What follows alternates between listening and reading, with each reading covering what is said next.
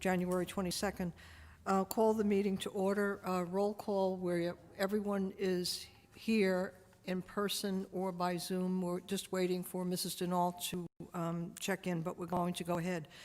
Do you want to do the thing first? Certainly, Mayor. There are three different ways to view this meeting today. The first is the traditional method, if you all have attended our meetings before, or via the live feature on our website. But if you do go to Town of Bethany Beach and go to Government and look for live meetings, you can hit that link and view the meeting via the Granicus application. You can also go to our homepage, townofbethanybeach.com, and go to the headline on the homepage that takes you to the live meeting today, and you will see two links. One is for the Bethany Beach Government YouTube page, and the other is for Zoom. If you have an interest in commenting on any of the items that appear on today's agenda, then you would want to attend the meeting via Zoom, register your name and your email address, and enable the chat function. Mayor. Thank you, Mr. Gravier. Could you please stand, please, for the Pledge of Allegiance?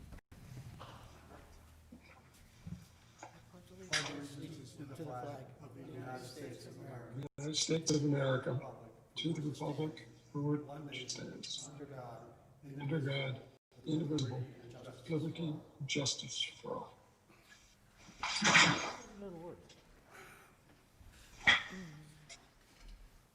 Okay, the first item on today's agenda is approval of the agenda. Do I have a motion to approve? Second? Second. All in Second. favor? Aye. Okay. The second item, approval of the minutes of the regular meeting held on November 20th, 2020. Do I have a, Second. all those in favor? Aye. Opposed? Aye. Thank you, Mr. Fry. Next item on the agenda, approval of the minutes of the public hearing held on November 13th, 2020. So moved. Second? All in favor? Aye. Aye. Any opposed? Okay. Next item on the agenda is approval of the minutes of the tax assessment meeting held on November 20th, 2020. Do I have a motion? So moved.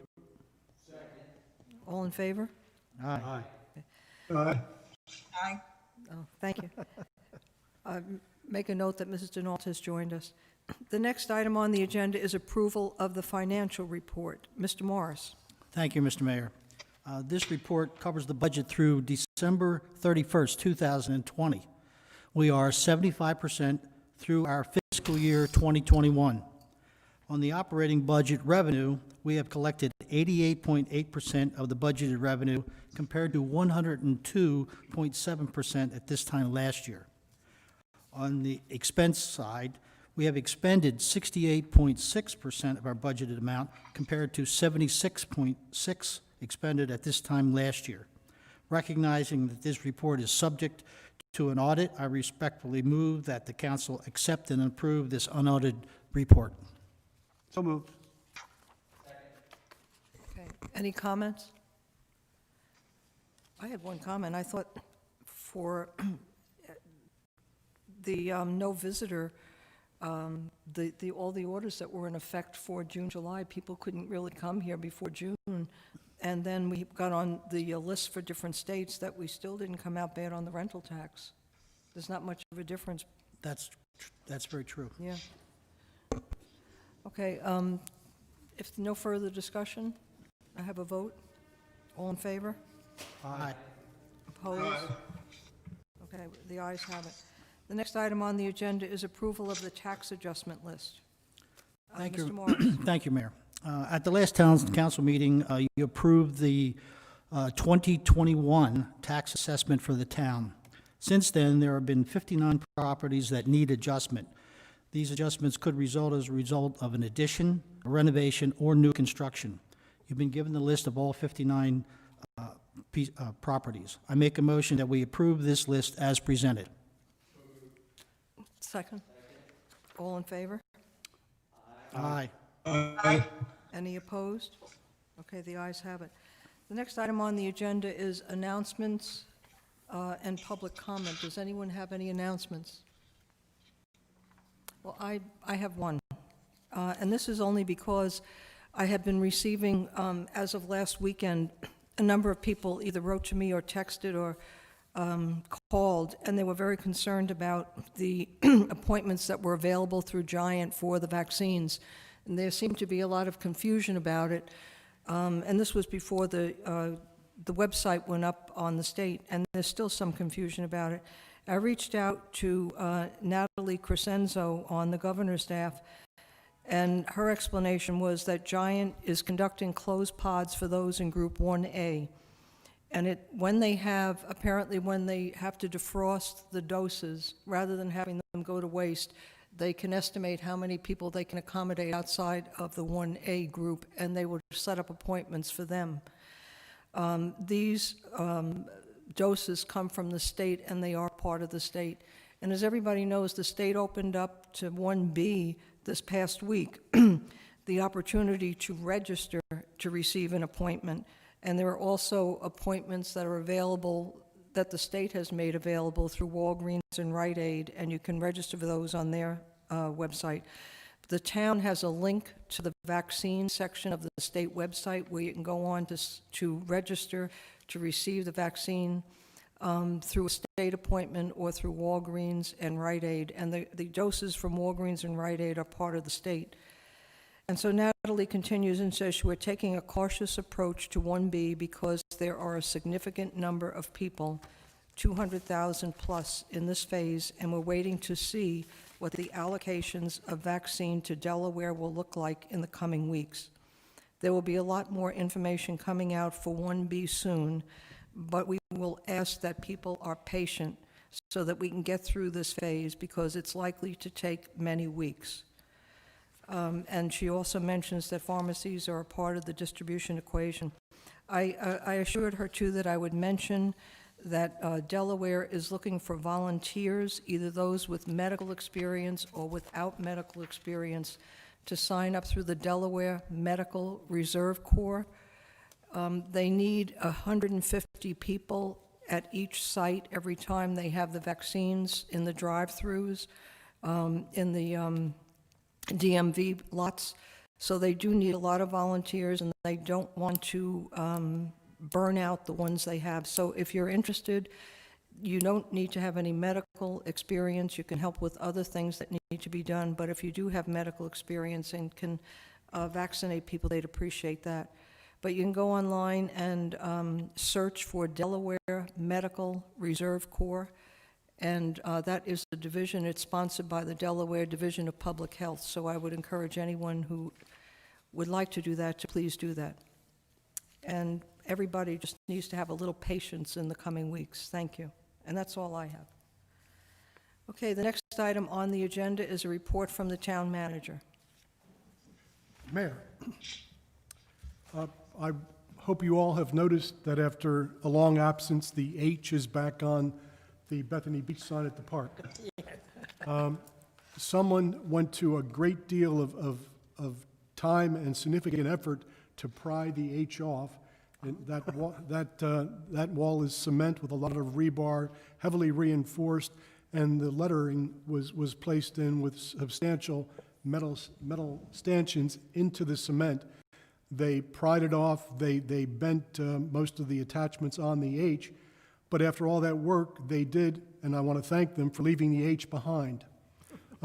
So Brett, after a significant amount of effort, has been able to put it back on. I won't say it's less sturdy than it was before, because that'll encourage the person to come back, but it's less sturdy than it was before. But at some point in time, we will probably consider, depending on how our fiscal times go in the future, a possible redesign of the sign. But the H is back. Will we put a camera there or booby trap it going forward? It's cambered now, I can tell you that. So, beach replenishment. We are in day 46 of our 30-day beach project, and one of the issues is, as soon as one piece goes on in their chain from the vessel to the barge to the pumps and so on and so forth, the whole operation shuts down. And unlike the larger replenishments we have had in the past with multiple barges and multiple pumps and vessels, we're down for days and days and days. And they are back up today, I believe, and we are now thinking we'll be deep into February before the replenishment is over. And in one way, that's a positive thing, but in years past, when we had large replenishments, if we lost sand during a storm, part of the contract allowed them to replace the sand. This contract is not written that way. But I'm hoping if we do have any kind of an event, the Corps finds the resources or the wherewithal to allow them to replace a significant amount of sand if they're still mobilized at that point in time. Our entertainment schedule, we've had some recent discussions about possibly modifying the entertainment schedule, and we have tentatively done that. And we're looking to begin events in late April, bonfires on Fridays, movie, entertainment, bandstand performances on Saturdays, and follow that into late April through May. Through our summer months, June, July, August, and into September, June, July, and August, we would have events during the weekdays, a movie on a Monday and bandstand entertainment on Thursday. And when schools go back in around the time of Labor Day, from Labor Day to the end of October, we would go back to movies in September on Friday, entertainment on the bandstand on Saturday. In October, go back to bonfires on Friday and entertainment on Saturday as a draft going forward.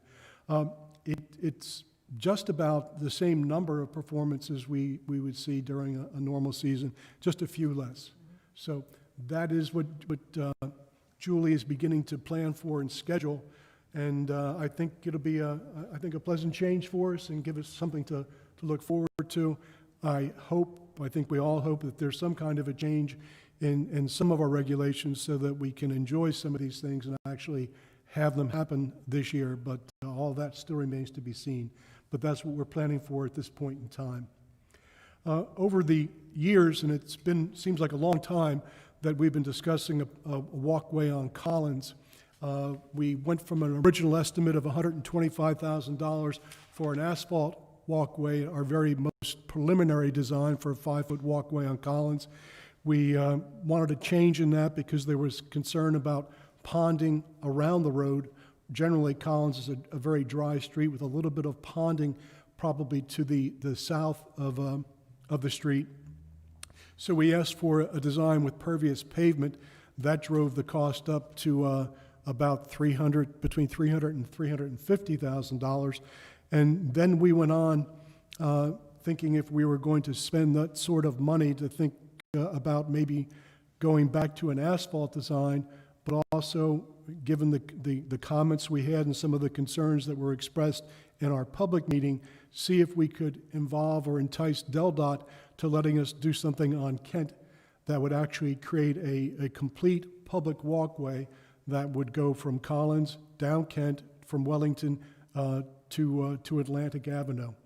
And in working with DelDOT, and DelDOT has been far more accommodating here in the last few years, working with local jurisdictions regarding pedestrian safety than they have been in the past.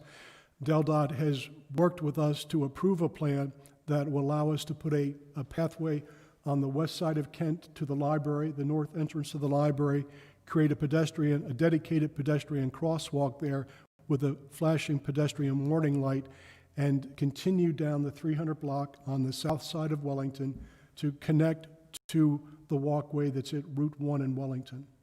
So that would give us, certainly not ideal. I mean, if we were able to design from scratch, we would do something much different than that. But given the existing conditions, that's a significant upgrade. The engineer has completed his review, has completed his estimate. You'll see his detailed estimate in your packet today, and the cost for all of that work is roughly $600,000. Because of our current situation with our downturn in revenue last year and the uncertainty of the future, I have not asked Janet to put that in this year's budget under capital items. I will, however, if we are fortunate enough to have a year that is almost regular in terms of revenue, and looking forward, it seems as if that might be the case, I might come back to the council and ask to consider a supplement to begin that work in the off-season next year. And Mayor, that's all I have. Thank you, Mr. Gravier. Any questions? Okay. Then moving on. The first item on the agenda. Oh, I'm sorry. Yeah, you go ahead. The first item on the agenda is a first reading for discussion, consideration of an ordinance amending Chapter 525, Personal Wireless Service Facilities. Mayor. Thank you, Mr. Kilmer. I'm going to ask Mr. Gravier, since you had charge of these the next three items, if you would take the lead on them, please. Certainly, Mayor. You have three different items in front of you on the agenda, the A, B, and C, which are all interrelated, and they all deal with the installation of small cell wireless antennas in the town of Bethany Beach. The two ordinances are broken into two separate areas of control or jurisdiction, if you will. And the first ordinance, the one that we're discussing here related to Chapter 525, deals with the construction of small cell antennas outside of the public right-of-way. That means, for instance, you see the antenna tower in the fire company lot, and there is a small cell array on that tower. This would allow us to regulate that type of array. It also, if any private property owner, for instance, in our commercial area, wanted to put some sort of an antenna, a small cell antenna, on the roof of their property, this would also allow us to regulate that. And also anything else that we are not able to really foresee on property not under town control, privately owned commercial property, where someone would think about erecting that sort of a small cell antenna, that gives us control over that. This ordinance is simply the administrative process for administering that sort of permission. This draft ordinance also references a design resolution that is yet to be created. And we will go back with the law firm that is assisting us with this and ask them to work with us to create that sort of a design template or a resolution that ultimately would require council approval. But the types of antennas and the types of installations that you can think of that an individual could do or a company could do are significant. So it's going to be quite a task to do that. And I'm thinking probably what will happen is there'll be an admonition in the resolution that will comply with the federal statutes, applicable state and local statutes, and allow the town to consider each type of installation individually. That's what I imagine we'll get with the resolution, but it will be approved by council going forward and will be on a future agenda. So, Mayor, this is a first reading of the draft ordinance to amend Chapter 525. Okay, so we don't have to take any action No. today, okay? Questions, comments? I have, Yes. go ahead. I have a couple of questions.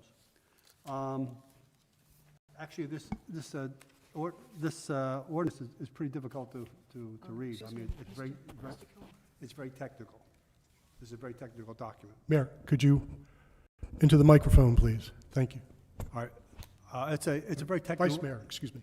Yes, it's a very technical document, but there's a couple issues here that I'm kind of confused on. Other than the fire company, are there any other what's classified here as a facility? Do we have any other personal wireless service facilities in the town?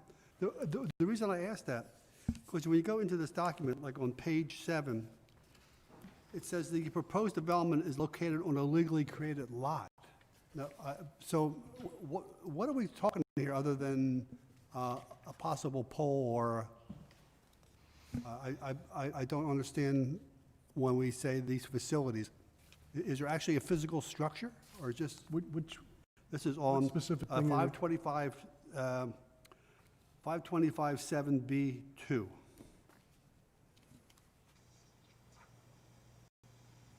On page 7. so under, this deals with an eligible facilities request. Yes. So, as I said, if the person that owns the property, say that the Phoebos does on Route 26, that would be a legally created lot, and they're coming to us with a request to put some sort of a structure that would facilitate a small cell antenna on the property. So this deals with the request and what has to be contained in the request and what's legal to make it a valid request. So, but by structure, what are we talking about? Now, are we talking about a physical building, or are we just talking about? You could talk about the building, as I said, they could put it on their roof. Yeah. They could come back and put a pole on the property, something that they would try to get approved to create a small cell facility, something similar to, say, what the Pep-Up station did down outside of town, but would come to the town and say, well, we want to do this. All right. And it would be on, again, a legally created lot. For that particular sentence or that particular section. All right. And this has no impact on people who are a radio ham operators? Oh, no, they're excluded and protected by federal law. Fine. Yes. Actually, again, it was a difficult document to follow. Well, what they're trying to do here is consider any and all possible applications outside of the public right-of-way. Because, you know, from my personal, from just reading the title, it's kind of, a personal wireless service facility. I mean, I just thought of something totally different. No, and unfortunately, this is, or fortunately, however you want to look at this, this is generally the accepted Yeah, I know. phraseology But in this. but somebody reading this or something, right. you know, it gives you a whole different bent. Yes. Anyone else?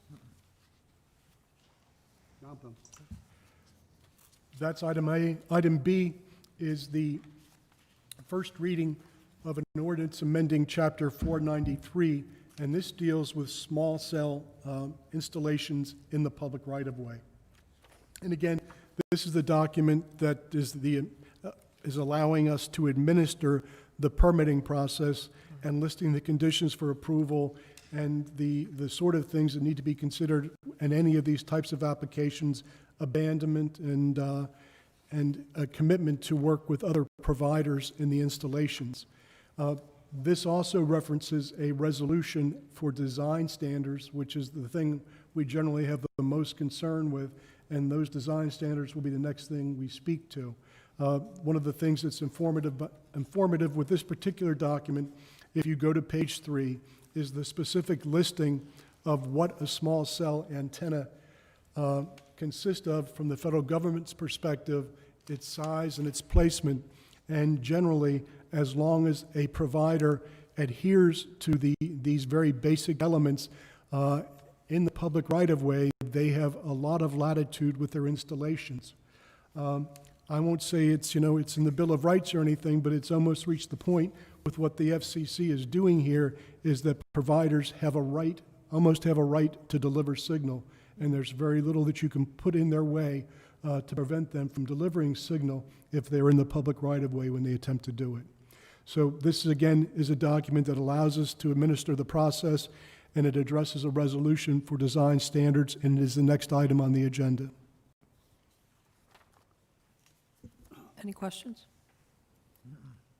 I would, yeah. At our workshop, there were a number of recommendations that we being done to this document. Yes. Will that be ready for the second reading? Yes. All right. What we're doing there, since we knew the second document wasn't included, Yeah. and wanted to get the comment today before we went back to our law firm to have them include the Yeah, comment. one of the things that I found very important that was in this document is the abandonment issue, because it's quite possible in today's world of technology that 5G might disappear, and a 6G or 7G that no longer requires to have those facilities on those antenna, whatever you want to call them, on poles and things, and so they would be abandoned. So I'm glad that we have that in there. In the event that does happen, they're responsible for removing them, not just leaving them there. Yeah. Any other questions? Mr. Gravier? Mayor, Item C is a consideration of a draft resolution establishing design and development standards for small cell or wireless facilities in the public right-of-way. This is fairly basic. I won't say it's boilerplate, but it is just about what you can find in most ordinances of this type throughout America. Most certainly, it's very similar to what's in Rehoboth, although we used a different law firm to create it, and it is fairly basic. It does speak to different things that are sometimes not applicable to some of the small cell applications you would see installed on light poles or towers, such as shielding and that sort of thing, but it does allow us to ask for a stealth application, if you will. In our workshop, I distributed some photos of exactly what stealth is, and it's not much different than a large metal pole with a can, but that's what the industry describes as stealth, and that is generally what's legally accepted as stealth or camouflage applications. But this allows us to try to control that, and it can be amended after you all, at some point in time, adopt this to the way that suits you by town staff as needed. Any questions? I would just point out two things for those listening, that we did have quite an extensive discussion about this at Tuesday's workshop, and also these ordinances, all of these are available online together with the announcement of the meeting, so you can just go there under agendas, under town government, town council agendas, and you'll find it in the briefing book materials. Just as an FYI, I received a question the other day from Stan Mills, mayor of Rehoboth Beach, and he, as you know, they're considering changing all their lights on the boardwalk because, unlike ours, theirs are open to the sky and they give off a lot of light. And at the same time, to see if they can come up with some design, they've received requests for 17 antennas to be installed on 17 different light poles on their boardwalk. Wow. So. Today, it began at about 9 o'clock and it ended at about 11:30. Rehoboth had a meeting of their council via their video platform, and it was the mayor, most especially, who was Mayor Mills from Rehoboth, who was down here last night about 9 o'clock, taking a number of pictures of our lights on the boardwalk and our antenna. We were mentioned more than once admiringly because we were fortunate enough to be able to have our antennas mounted west of the boardwalk at our street ends. And we only added 2 poles to accomplish that, but they were very, very desirous of being able to do that, are not able to do that, but looked at that as an ideal situation as opposed to what they're going to have to do with 17 different lights on their bandstand. So it was a very interesting meeting. And I would suggest maybe to Councilman Shepley, if his group, telecommunications group, wants to have a little bit of an education outside of Bethany Beach about some of the issues that are presented and concern people regarding these types of installations, they queue up that video and it's available to watch after the fact, but it is 2.5 hours long. And it's an interesting exercise in government also. So. Could be a sign of things to come. Unfortunately. Thank you very much, Mr. Gravier. Mayor. Oh, Sorry. that's right. Let's see, you're on D. D. Discussion, consideration, and possible vote on the following committee member appointments. Do you want me to read them out for you, or? Well, I'll do them one at a time, Thank you. yeah. Thank you. Mayor. Thank you. The first is David Mercanti to the Audit Committee. And you've given you a copy of his background, Mr. Mercanti's background, that would qualify him to be a member of the Audit Committee. I would just point out that he applied to be on, when we went out looking for people to be on the 3 new committees, Mr. Mercanti asked to be on, I believe it may have been telecommunications, and there wasn't there wasn't room for him there, but we noticed his background and knew that there was a need for some additional member on the audit committee, so forwarded to him, to the audit committee, and they were very pleased with him. Mr. Peterson liked him a lot and asked that he be added to his committee. So my recommendation, I move that we add David Mercanti to the audit committee. Second? Second. You want to do one at a time? I'm sorry. Oh. Any other further questions or comments? All in favor of adding Mr. David Mercanti to the audit committee, say aye. Aye. Aye. Aye. Bless you. Opposed? Mr. Mercanti is a new member. The second appointment would be Mickey Hinman to the Budget and Finance Committee. And at the present time, Mr. Hinman is a member of Cork, and also the Bicycle and Pedestrian Safety Committee. We felt that he would do better, and his expertise would be better utilized on Budget and Finance Committee, because he didn't want to be on 3 committees, and I can understand that. So he's going to be a member. I sent you his background as well. He has been working for DuPont. He has an extensive background in that area and well qualified for that position. He'll be coming off Cork, and at next month's meeting, I have a recommended appointment to fill his spot on Cork.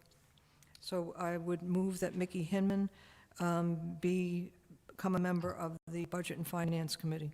Second. Any further questions or comments? All in favor of having Mr. Mickey Hinman as the next member of the Budget and Finance Committee, say aye. Aye. Aye.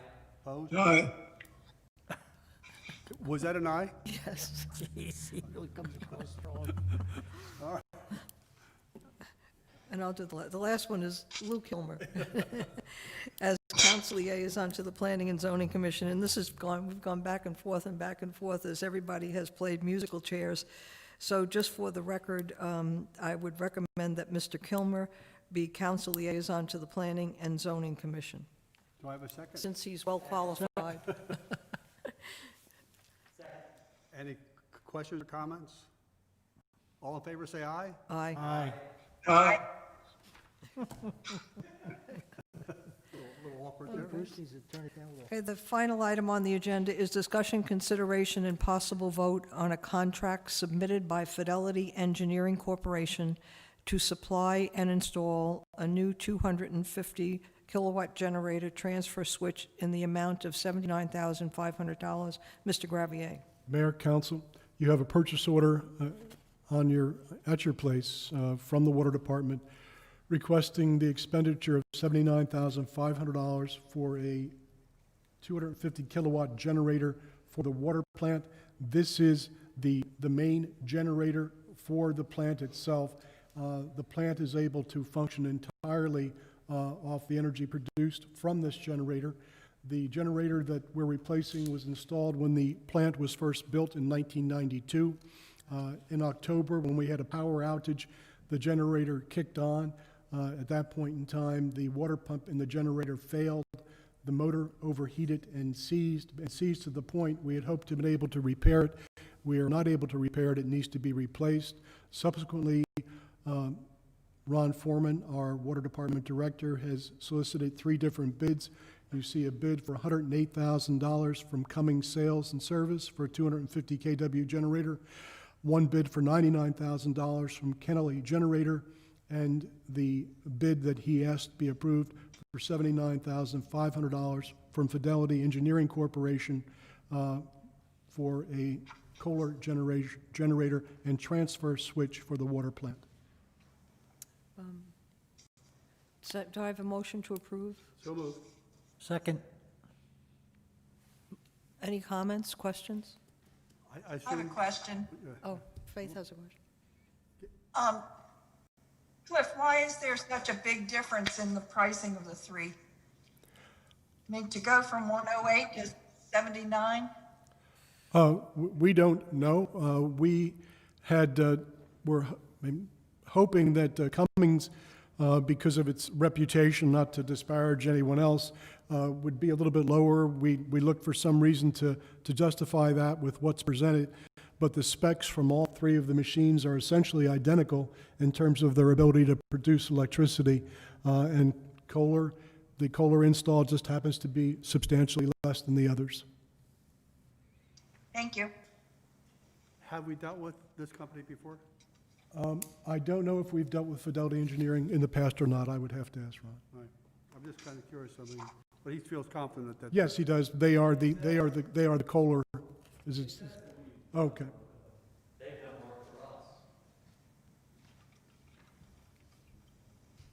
Any other questions? Okay, we have a motion on the floor and a second. All in favor? Aye. Aye. Any opposed? Okay, the ayes have it. Is there anything else? Nothing? Yes, we do have an email comment. Oh. It's not specific or related to anything on today's agenda, and it came in prior to the meeting. And it's from Bernadette McCormick. And the comment reads, parking is what we need at the beach, not a town park. Was an aerial walkway ever considered to allow access to the beach? And it's not too late to do that. And that's a statement, not a question. Yes, certainly an aerial walkway was considered, has been discussed over the years. A walkway with a credible and safe rise and steps would see steps extending significantly past Route 1 in both an east and west direction, and also to be able to accommodate handicap access would also have to have an elevator and would be a substantial structure at a substantial height. And I don't know of anything that I've seen like that up and down the ocean corridor here on the Delmarva Peninsula, or for that matter, even along the Jersey Shore. So I don't know that that's a very practical application in this sort of a beach environment. Okay. Cliff, hasn't this come up before Yes, over the years? It's asked generally whenever we get together, we have discussions regarding pedestrian safety. And there was also issues dealing with the state because they're state highways. It's a state roadway. It would have to be constructed significally east and west out of the right-of-way because DelDOT would never do it. If I recall, because of dealing with handicap requirements, the steps would actually be unbelievably, because of the angle. If you were going to try to make the walkway or the ramp itself handicapped accessible, you'd probably leave the beach and begin the ramp. Yes, I mean, Yes, I know, because we looked at that one other time. Right. And especially if you look at west of Route 1, I mean, I recall the steps would be unbelievably, and, again, to meet the requirements for the. Are there any other comments on the? No, Mayor. Okay, thank you. And I apologize, I forgot to ask you about that earlier.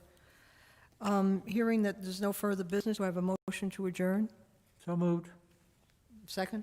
Second. All in favor? Aye. Mr. Aye. Thank you. Thank you all for Hey, attending. Bruce and Faith, have a safe ride home. Say what? Have a safe ride home.